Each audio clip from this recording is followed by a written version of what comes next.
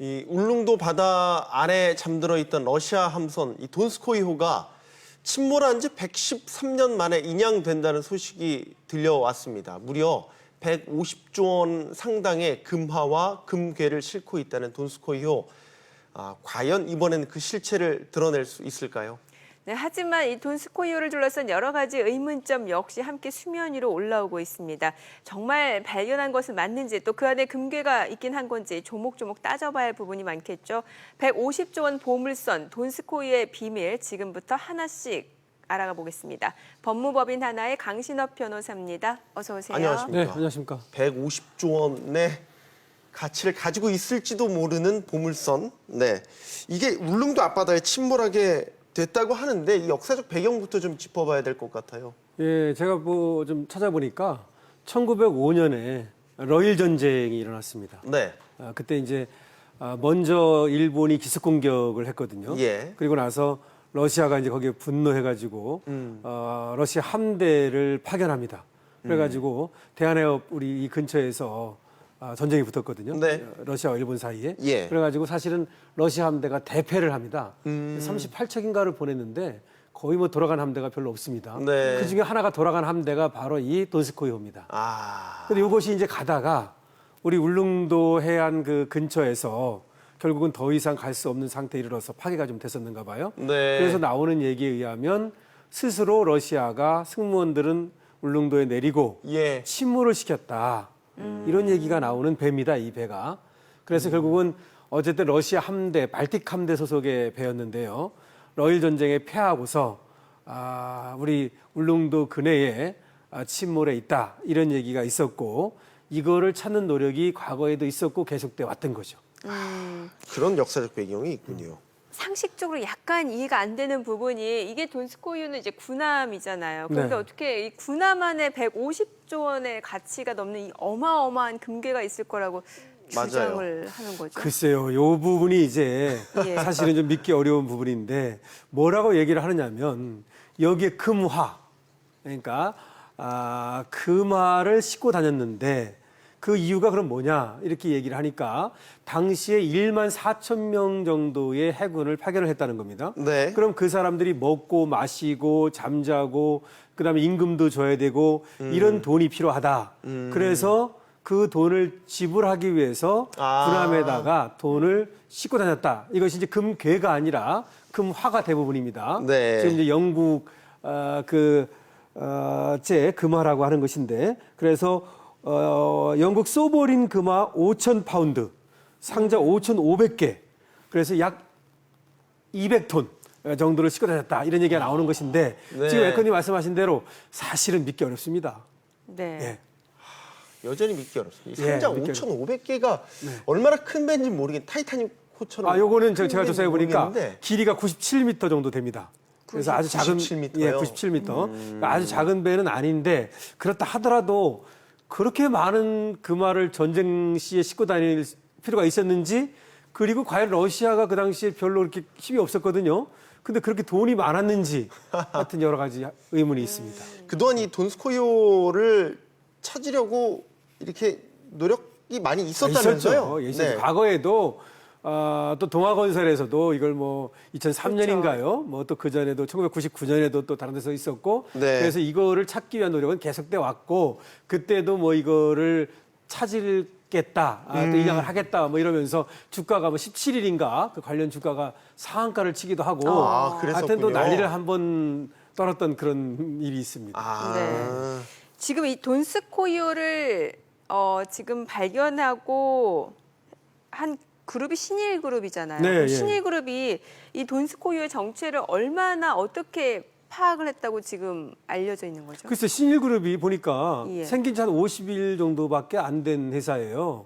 6월 1일인가 뭐 이렇게 회사가 생긴가 본데 네. 지금 얘기에 의하면 지금 그 잠수정을 이용해 가지고 바다 밑에 들어가 가지고 울릉도 저동 근처 1.3km 지점 네. 뭐 여기에서 자기들이 들어가서 돈스코이호라고 쓰여져 있는 선미에서 그런 글씨를 발견했다.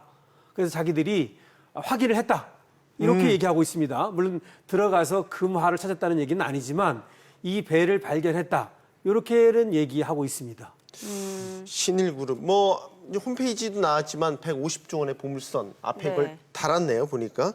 이 돈스코이호에 대한 이야기를 하면 할수록 이것이 신기루인지 아니면 역사적인 재발견인지 주의 깊게 좀 들여다봐야겠다는 생각이 더욱더 확고해지는 것 같습니다.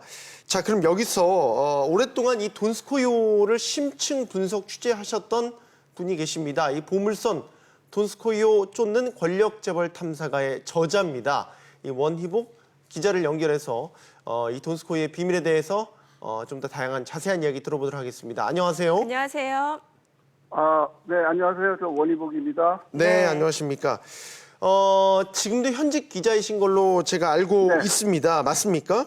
네, 지금 경향신문에 근무하고 있습니다. 네. 아, 예. 이 돈스코이호에 대해서 오랜 동안 심층 취재를 하셨고 책도 쓰셨고 궁금한 게 어떻게 처음에 관심을 좀 갖게 되셨어요?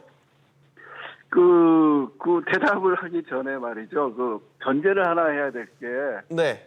최근에 그 보도가 그 113년 만에 뭐 첫 발견이라고 하는데 그거는 분명하게 그 오보고요. 네. 이미 그 2000년 12월에 제가 돈스코이호로 추정되는 확실한 선체를 발견했다고 제가 보도를 한 바 있고요. 네. 그다음에 2003년 6월에 이미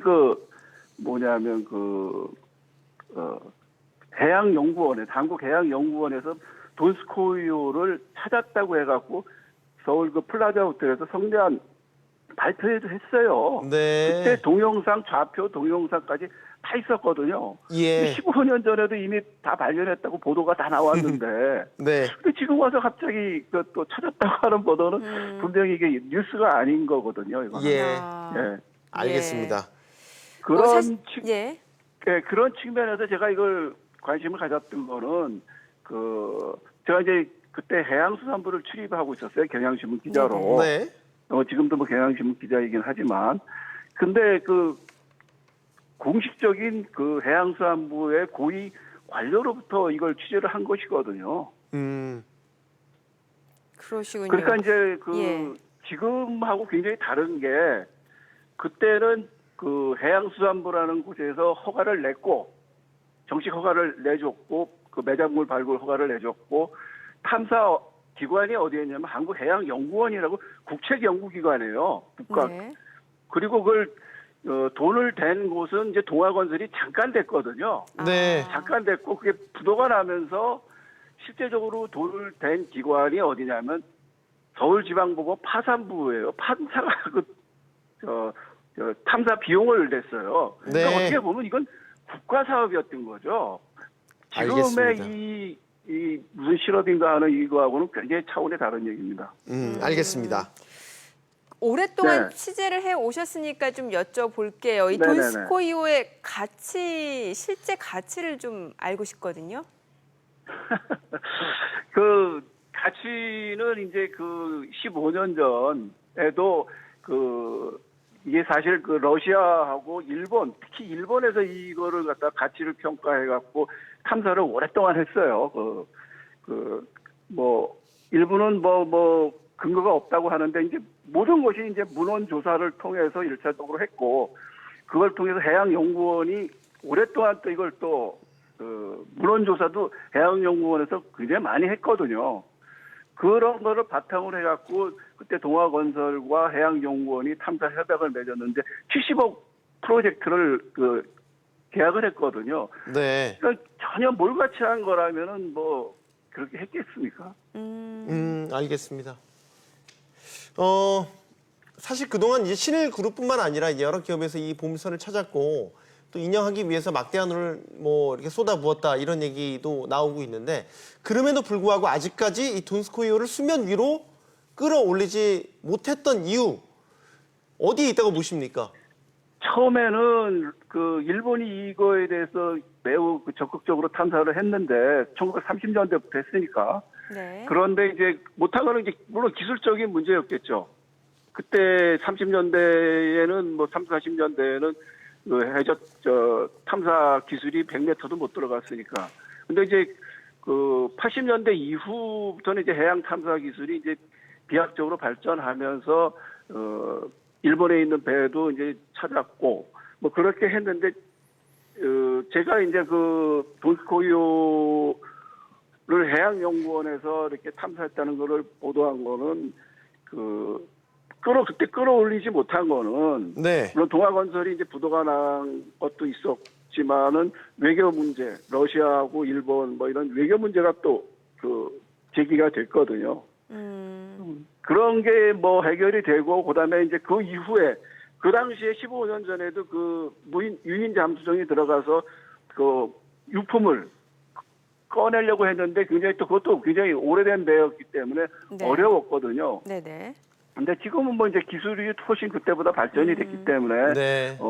꺼내는데 뭐 제가 볼 땐 뭐 일부를 이렇게 건져 올리는 데는 큰 문제는 없을 거라고 봅니다. 근데 막상 이게 돈스코이호가 수면 위로 올라온다 하더라도 이 소유권 문제도 좀 있을 것 같아요. 그러니까 물론이죠. 예, 역사적으로 보면 소유권이 누구한테 가장 유리하다라고 보여지세요? 그때 2000년도에 제가 처음 그걸 보도했을 때 해양수산부에서 관련 전문가들이 뭐 해양법, 고고학자, 그다음에 뭐 문화재 전문가 다 모여서 대책회의를 했어요. 거기에서 내린 결론이 뭐냐면 국제법상 이게 군함이잖아요. 네. 근데 군함이었기 때문에 군함은 자국 영해에 있어도 이게 주권을 행사하지 못하는 독특한 국제 해양법이 있거든요. 네. 그렇기 때문에 이건 군함이라고 봐야 한다. 또 군함의 정의가 또 아주 복잡해요. 군함이라고 하는 것은 주권 국가에서 임명한 장교에 의해서 지휘가 되며 승무원이 있어야 한다라는 게 또 군함의 조건이거든요. 네. 근데 이 배는 지금 아무도 없고 지휘관도 없고 승무원도 없는 배이기 때문에 군함으로 봐야 될 것인가 말 것인가 이게 아주 복잡한 문제예요. 예. 그래서 내린 결론은 뭐냐면 국제법상에도 지금도 보물선 국제 분쟁이 많이 될 때 힘센 나라가 우선권을 많이 가져요. 네. 그래서 그때 내린 결론은 뭐냐면 러시아하고 협약을 맺어갖고 공동으로 탐사를 한다라는 게 그때 전문가들이 내린 결론이었습니다. 네. 알겠습니다. 오늘 시간 관계에서 여기까지 듣겠습니다. 네. 감사합니다. 잘 들었습니다. 네, 원희복 기자였습니다. 마지막 질문이 소유권에 관한 문제였단 말이죠. 이건 이제 법리적으로도 따져볼 여지가 굉장히 많은 변수인 것 같아서요. 어떤 의견이십니까, 변호사님? 글쎄요, 군함이라고 볼 여지는 충분히 있죠. 왜냐하면 당시에 러시아하고 일본하고 전쟁 중에 지금 군함으로 참전했던 배니까요. 네. 군함으로 보게 되면 치해복권 지대로 봅니다. 그래서 러시아 영토로 보게 되는 측면이 있어요. 그래서 사실은 그렇게 되면은 러시아가 소유권을 주장하게 되면 우리가 좀 개입하기가 좀 어려워지는 면이 있고 그러면 협상을 통해서 해야 될 그런 부분이 있을 겁니다. 근데 이제 민간 선박으로 보게 되면은 이제 매장문화재법에 따라서 이제 발굴을 하게 되고 네. 되는데요. 어쨌든 그거는 좀 군함으로 볼 여지가 있습니다. 저는 이게 영해라는 것도 있는 거고 네. 우리 영해 안에 있는 거 아닙니까? 그리고 지금 공소시효라는 것도 있잖아요. 법에 보면 지금 이렇게 시간이 흘렀는데 그걸 아직도 주장할 수 있나? 글쎄요, 그거 좀 뭐- 상식적으로 그냥 일반인 차원에서 그게 드리는 질문이에요. 법상으로 명확하지가 않아요. 아까도 뭐 기자님도 얘기했지만 명확하지 않기 때문에 다만 이제 일반적으로는 우리 그 영토 안에 있다 하더라도 비행기라든지 네. 군함이라든지 이런 것들은 그 나라 영토로 봅니다. 그러니까 치해복권 지대로 본다는 얘기죠. 그럼 러시아가 지금이라도 그렇죠. 그 안에 있는 거 자국이 건드리지 말아라. 끌어올리겠다라고 하면 어쩔 수가 그럴 없는 수 있는 부분이 있는데 금방 얘기했던 것처럼 이거 너무 오래 지난 것이라서 네. 과연 그것이 뭐 지금까지 유효한 것이냐. 뭐 그러겠다니 것들은 우리나라의 고구려 글쎄 말입니다. 다 차지했던 다 우리가 주장할 수 그럴 있는 수가 거죠. 있죠. 마찬가지로. 논쟁 그래서 여지가 이제 없네요. 이런 예가 있어요. 산호세호라고 있습니다. 이게 재미있는 얘기인데요. 페루에서 약 20조 원 정도에 이르는 보물을 스페인이 이제 약탈을 합니다. 스페인이 산호세호라는 배에다가 실었어요. 그리고 네. 그거를 가지고 스페인으로 돌아가다가 콜롬비아 해안에서 침몰합니다. 네. 영국 이제 전함에 의해서 침몰했거든요. 그래가지고 이것이 스페인 것이냐? 근데 20조 원이 들어있었어요. 20조 원의 금괴가. 그래서 스페인 것이냐 아니면 콜롬비아 것이냐 또는 페루에서 약탈했으니까 페루 것이냐 또 미국이 여기에 협조를 했거든요. 그래서 미국 것이냐 이런 어떤 얘기가 있어가지고 논쟁이 붙었는데 나중에 결국 미국 고등법원에서 스페인 것으로 판단을 내린 예가 있습니다. 왜냐하면 스페인 배였고 네. 그 선원이 모두 스페인 사람이었거든요. 그래서 이건 만약에 그 군함으로 안 보고 네. 그다음 민간 선박으로 본다 하더라도 이 선박의 주인, 그러니까 우리로 말하면 러시아가 선박 주인 아닙니까? 여기가 가장 그 유리한 위치를 점할 가능성이 있습니다. 네. 뭐 일단은 이게 해프닝으로 끝난다 할지라도 주식 시장에서는 분명히 좀 반응이 있었어요. 뭐 신일그룹이 제일제강의 지분을 네. 좀 인수를 하겠다라고 밝혀지면서 뭐 제일제강 예. 신일그룹 주가가 좀 출렁이는 모습이었는데 뭐 그건 차치하고서라도 일단 돈스코이어 지금 아직은 확인된 게 없습니다. 그렇죠. 자, 그렇다면 여기서 좀 주의할 점도 있을 것 같아요. 이거 주의해야죠. 예. 왜냐하면 저번에도 그래서 2000년에도 그 전에도 이 배가 발견이 됐다고 그래서 주가도 요동치고 그랬던 거예요. 네. 근데 지금 제일제강이라는 회사를 인수했다는데 네. 최대 주주도 아니고요. 그렇죠. 지금 전체 금액을 다 지불한 것도 아니고 7% 추진 중이다. 계약만 하고 뭐 계약금 예. 정도 줬다는 거예요. 그리고 나서 그것 때문에 이제 제일제강이 이 신일그룹의 자회사다라고 주식이 요동치는 거 아닙니까? 네. 근데 이거 굉장히 조심해야죠. 왜냐하면 지금은 시작 단계인 거고 아까 말씀드렸듯이 법상 이것이 어느 나라 것인지에 대해서도 논란이 많고요. 그 다음에 사실은 이거를 끌어올리는데도 돈이 굉장히 많이 들어갑니다. 네. 물론 예. 이제 거기 안에 들어가가지고 금괴만 빼내온다면 모르겠으나 또 그렇게는 못할 거란 말이에요. 전체 배를 이제 끌어올려서 그 다음에 전체를 조사하고 뭐 이런 식으로 될 거란 말이죠. 네. 그렇기 때문에 지금 단계에서 지금 앵커님이 부르신 대로 투자는 분명히 주의해야 됩니다. 금감원이 투자주의보를 실제로 내렸죠. 내렸고요. 예. 네. 다시 말씀드리지만 확인된 건 없습니다. 네. 네. 확인된 건 없다는 걸 저희가 방점을 찍어야 될 것 예, 같습니다. 그렇습니다. 강철현 변호사였습니다. 감사합니다. 고맙습니다. 잘 들었습니다.